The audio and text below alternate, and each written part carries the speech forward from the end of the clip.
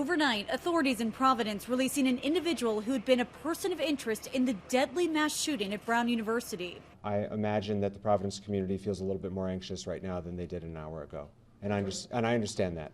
Police scouring the area for the shooter as students barricaded themselves in rooms and hid behind furniture and bookshelves. Providence police! Hands! The shooting happening during one of the busiest times of the school year as students were in the second day of final exams.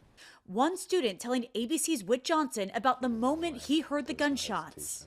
He immediately saw me and I immediately saw him. And then I look to my right and I see a bunch of students running down the stairs, running out the door, jumping on the ground, just whatever it takes to stay alive. Across the campus, more than 400 law enforcement officers, including the FBI and ATF, swarming the scene.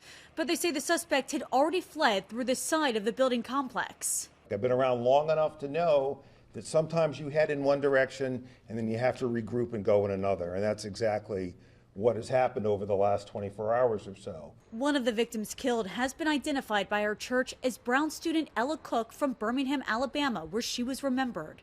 For those of you who knew her, who know her, she was a just incredibly grounded and generous and faithful and bright light. On Sunday night, a Christmas tree and menorah lighting ceremony turning into a vigil for the grieving community at Brown. Wonderful singers out there. The lockdown was listed early Sunday. Brown now canceling all remaining classes, exams, and projects for the semester as they told students they could leave campus. Nicole D'Antonio, ABC News, Washington.